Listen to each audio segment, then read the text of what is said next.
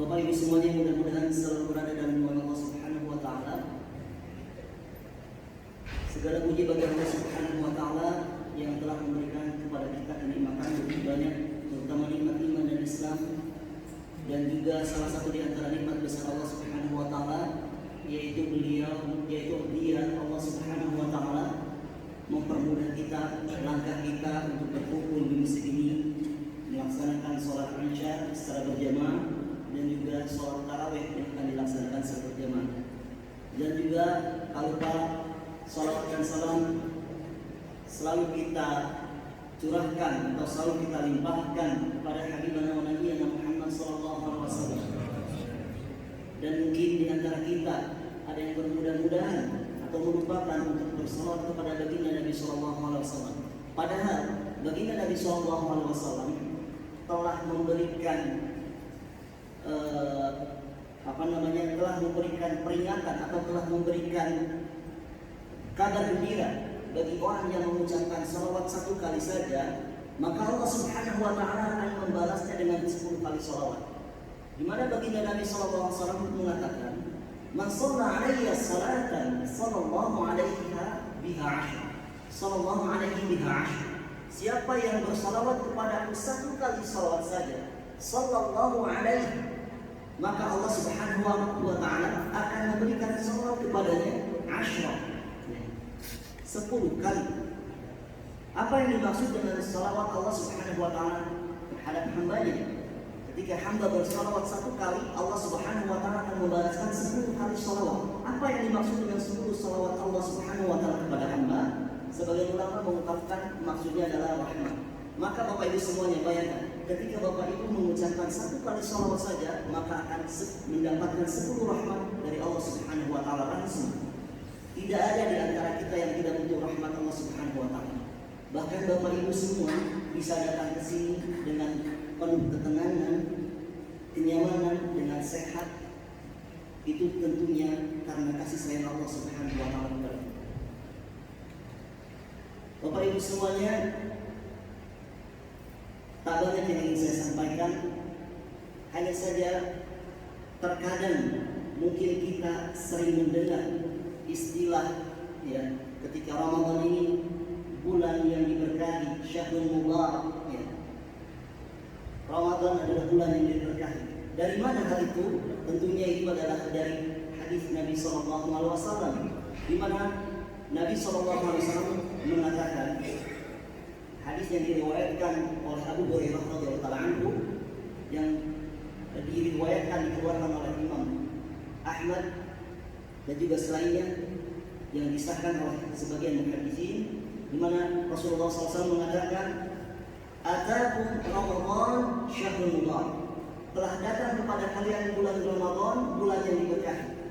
Nah, mungkin Bapak Ibu semuanya sering mendengar barakahnya, bulan yang diberkahi.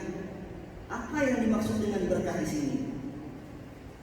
Kita sering mendengar, mudah-mudahan diberkahi Allah.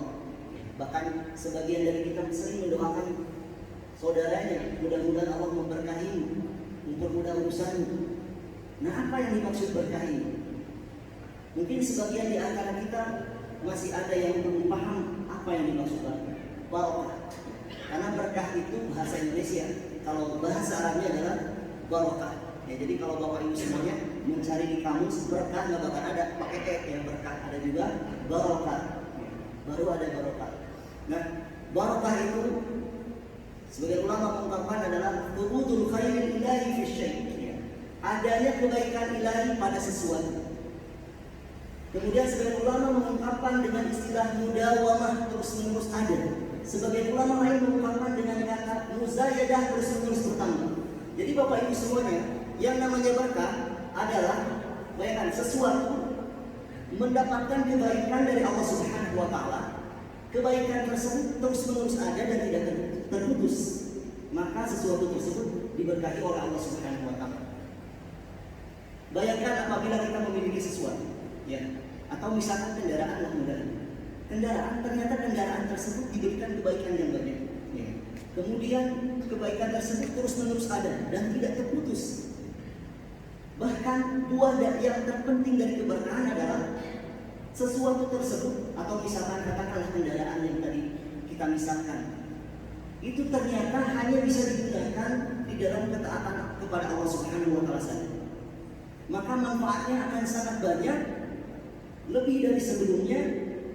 Dan kemudian ternyata sesuatu tersebut atau kendaraan tersebut hanya digunakan di jalan Allah Subhanahu wa Ta'ala saja. Ketika akan bermaksiat tentu akan susah. Kenapa? Karena hal tersebut atau kendaraan tersebut misalnya telah diberkahi oleh Allah Subhanahu wa Ta'ala.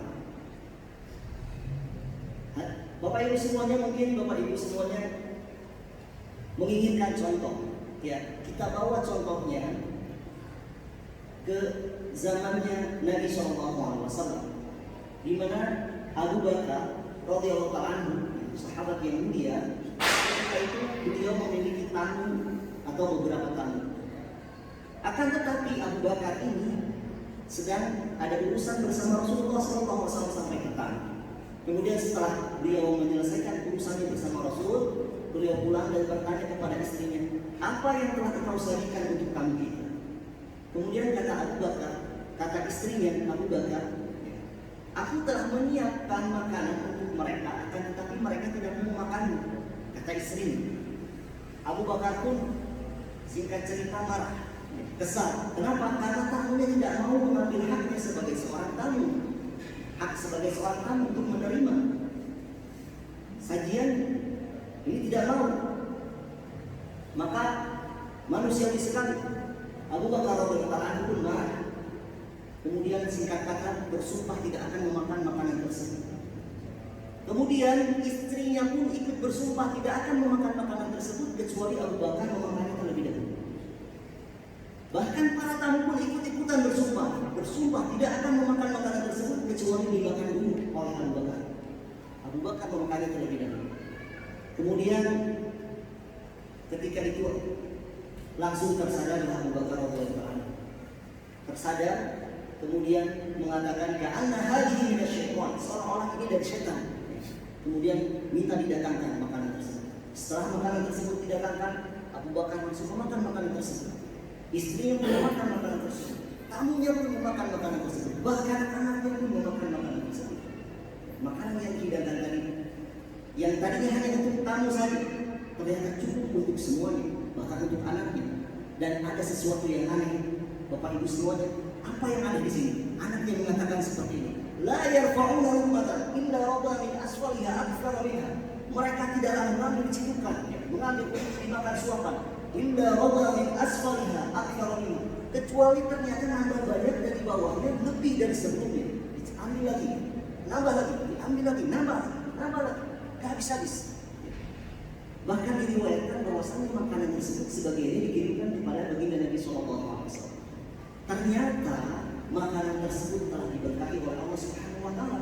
Ya, itulah barakah, menjadikan sesuatu yang tadinya sedikit menjadi banyak. Setelah menjadi banyak, manfaatnya akan luar biasa banyak, terus menerus bertambah. Kisah yang kedua, mungkin Bapak Ibu semua masih penasaran apa yang dimaksud dengan barakah.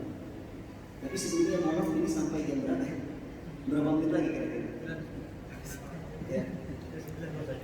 Ya. Jam 8 masih. Ya, sampai jam depannya akan dapat. Belum dari Pak. Ya. Sedikit lagi ya, kita sambung. Kisahnya Bunda Aisyah radhiyallahu anha. Ummul Mukminin. Sudah biasa. Kasih baginda Nabi sallallahu alaihi wasallam. Istri yang tercinta dari baginda Nabi sallallahu alaihi wasallam. Tentunya semua dari kita telah mengetahuinya. Beliau ketika ditinggalkan wafat oleh Nabi sallallahu alaihi wasallam mengatakan seperti ini Bapak Ibu semuanya. Laqad tufiya Rasulullah sallallahu alaihi wasallam. Rasulullah sallallahu alaihi wasallam telah wafat. Wa ma fi raffin li min syai'in akalahu kabid illa ba'd syai'in fi raffin. Dan tidaklah ada di rakku ini sesuatu yang bisa dimakan oleh seseorang yang memiliki perut, katanya. Illa ba'd syai'in, kecuali hanya beberapa gandum saja. Jadi Bunda Aisyah ini mengadu ketika Rasul wafat tidak meninggalkan harta yang banyak ya. Cuma setengah gandum saja, syatru sya'ir. Cuma beberapa gandum saja, setengah gandum. Yang ada di raknya ini yang bisa dimakan oleh seseorang. pandangan Bunda Aisyah itu hanya sedikit, dan memang manusiawi sekali. Ya, kelihatan sedikit ya pasti sedikit isinya. Kemudian kata Bunda Aisyah, fa'akaltu minha hatta qala alayya, maka aku pun makan darinya sehingga beberapa waktu lamanya dimakan. Terus beberapa waktu lamanya kok nggak habis-habis, terus dimakan habis. Akhirnya beliau penasaran. Ya tentunya wajar. Bayangkan apabila kita memiliki sesuatu yang tadi sedikit kok nggak habis-habis, pasti kita penasaran sebenarnya berapa sih? Ya. Itulah yang terjadi pada Bunda Aisyah. Ini berapa sebenarnya? Fa'akatu min hatta qala alayya faqituhu fafaniya. Kata Bunda Aisyah, maka aku pun menimbangnya, fafaniya, maka sirnalah dia. Ya. Jadi karena penasaran, beliau timbang sebenarnya ada berapa ini dan ini. Setelah ditimbang, ketahuan jumlahnya, habislah dia, hilanglah keberkahan itu. Ya, jadi Bapak Ibu semuanya, ternyata makanan yang ditinggalkan oleh baginda Nabi SAW itu diberikan berkah oleh Allah Subhanahu Wa Taala, sehingga manfaatnya lebih banyak. Terpakainya lama, nggak habis-habis, terus bertambah lagi, ada lagi. Itulah keberkahan. Dan tentunya Bapak Ibu semuanya menginginkan keberkahan, terutama pada bulan Ramadan. Nah, tentunya jawabannya apa? Bulan yang diberkahi ini, bulan Ramadan, mana bukti ataupun bentuk keberkahan dari Ramadan ini? Tentunya banyak sekali. Salah satu di antara bentuk keberkahan yang Allah Subhanahu Wa Taala turunkan pada bulan Ramadan ini bukan hanya sekedar keberkahan yang terlihat duniawi saja, tapi keberkahan ukhrawi. Ketika seseorang memanfaatkan bulan Ramadan ini dengan baik, maka bisa mengangkat derajat seseorang lebih dibandingkan orang yang mati di medan perang. Sebagaimana hadis yang telah diketahui oleh Bapak Ibu semuanya, yang diriwayatkan oleh Talha bin Ubaidillah, sahabat yang mulia radhiyallahu ta'ala anhu. Beliau ketika itu mengatakan ada dua orang, ya, ini kisahnya cukup panjang, dan saya minta waktu sedikit lagi. Ada dua orang dari Bani Bani datang kepada Nabi SAW. Mereka memeluk Islam, karena Islam berbajaingan, Islamnya bareng-bareng. Akan tetapi yang pertama ini orangnya semangatnya itu lebih dahsyat, ya, untuk berjihadnya lebih dahsyat dibandingkan yang lain. Sehingga yang pertama ini dia ikut berperang dan gugur di medan perang, mati syahid. Adapun yang kedua, dia mati syahid. Akan tetapi dia hidup selama 1 tahun lebih lama dibandingkan orang yang pertama. Kemudian suatu ketika diperlihatkan oleh Allah Subhanahu Wa Taala kepada Talha bin Ubaidillah ini di dalam mimpinya bahwasanya beliau sedang berada di depan pintu surga. Kemudian yang dipanggil pertama untuk masuk surga adalah orang yang hidupnya lebih lama 1 tahun dibandingkan orang yang berjihad. Jadi orang yang berjihad masih kalah, masuk surganya masih kalah cepat dengan orang yang umurnya lebih panjang 1 tahun. Kemudian setelah bangun di keesokan harinya beliau menceritakan kepada para sahabat yang lain. Kemudian para sahabat pun merasa heran sehingga berita tersebut terdengar oleh baginda Nabi SAW. Kemudian diceritakanlah kisahnya seperti apa. Kemudian Nabi SAW bertanya kepada para sahabat, min ayyi dzalika ta'jabun? Pada perkara mana yang kalian herankan? Mana? Kemudian kata para sahabat, wahai Rasulullah, kenapa orang yang mati syahid masuk surganya itu lebih dulu orang yang hidupnya lebih lama dibandingkan orang yang mati syahid? Orang yang mati syahid terlambat ataupun kesusul masuk surganya, bahasa kita seperti itu, dibandingkan orang yang hidupnya lebih lama. Jadi orang yang hidupnya lebih lama 1 tahun dia bisa masuk surga lebih dulu. Kemudian kata Rasulullah SAW, bukankah ya, orang yang mati syahid, orang yang hidup lebih lama 1 tahun ini dia mendapatkan bulan Ramadan, ataupun dia hidup 1 tahun lebih lama dibandingkan orang yang mati syahid? Maka kata para sahabat, iya. Kemudian Kata Rasulullah SAW, adraka Ramadan wa shama fasama wa shalla kada wa kada min sajdatin. Bukankah orang ini, orang yang hidup lebih lama 1 tahun ini, dia mendapatkan bulan Ramadan, kemudian dia saum, dia sholat seperti ini dan seperti itu, sujud selama 1 tahun. Maka kata para sahabat dia, kemudian Rasulullah SAW mengatakan, fama bainahuma ab'adu mimma bainas samai wal ardh. Maka jarak di antara keduanya, antara orang yang mati syahid dan antara orang yang mendapatkan bulan Ramadan dengan benar, itu seperti atau lebih jauh, lebih jauh mimma bainas samai wal ardh, lebih jauh dari jarak langit dan bumi. Hadirin Bapak Ibu semuanya rahimani wa rahimakumullah, itulah balasan Allah Subhanahu wa taala bagi orang yang memanfaatkan Ramadannya dengan baik. Padahal itu Ramadannya cuma 1 Ramadan. Bayangkan bagaimana kalau dengan orang yang mendapatkan bulan Ramadan dan menggunakannya dengan lebih baik lagi. Dengan baik tentunya itulah keberkahan bulan Ramadan, mengangkat seseorang, meninggikan derajat seseorang, dan bahkan bisa melebihi derajatnya orang yang manusia.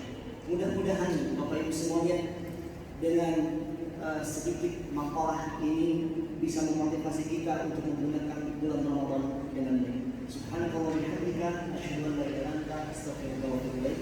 Assalamualaikum warahmatullahi wabarakatuh. Waalaikumsalam.